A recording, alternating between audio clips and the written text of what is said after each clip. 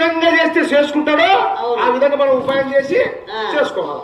కాబట్టి ఈ కాలము సినిమాలు తీసేది కూడా మా పురాణాలు, మా బుర్రకథలకు ఆది గురువు నారదుడు, తర్వాత మిగతా వాళ్ళు అన్న ఇల్లు కాదు, తుంభరుడు మా బుర్రకథకు ఆ కాలంలో ఆ తుంభరుడే ఈ బుర్రకథని మొదలు పెట్టేది. ఆయన చెప్పించి ఆయన తుంభరు నుంచే సకల కళలు, హరికథ కాని, బుర్రకథ హరికథ కాని, డ్రామాలు కాని, కోలాటాలు, చెక్కమల్లి ఏ సమస్త కళలు ఆ తుంభరు నుంచి వచ్చినటివి. కాబట్టి మా బుర్రకథకు మూలం తుంభరుడు. ఇది కృతయుగం దేవతల కాలం నుంచి ఉంది ఈ బుర్రకథ.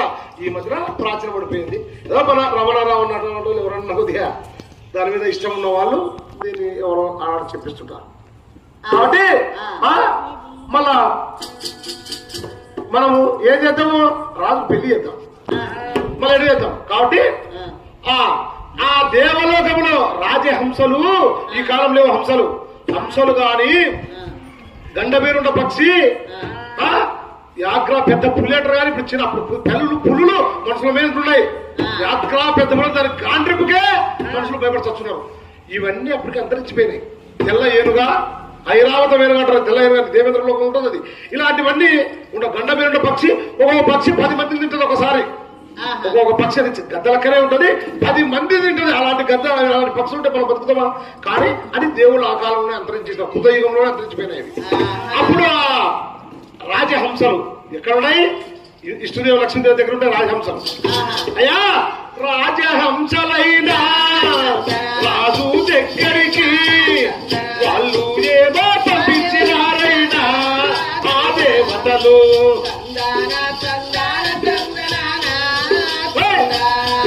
అయ్యా 2 రాజహంసలు పిలుచుకొని, అయ్యా రాజహంసలారా, అవి 2 ఒక మగ హంస, ఆడహంస 2 ఏమయ్యమ్మ పక్షులారా, రాజు చక్రవర్తి మంచివాడు, ఎవరిని కూడా పరామర్శి నొప్పించని వాడు రామ. ఆయన అంత మనం రాముని గురించి చెప్తాం వర్ణం, రాముని కంటే శ్రీరాముని కంటే గొప్పవాడు నల చక్రవర్తి. ఆయన చరిత్ర చాలా మందికి తెలియదు. కాబట్టి అలాంటి మంచి గొప్ప వ్యక్తి అమ్మా నల చక్రవర్తి. ఆయన చరిత్ర నలుణ్ణి, ధమయంత్రిని, కర్కోటకుణ్ణి, ఋతుపర్ణుణ్ణి, ఈ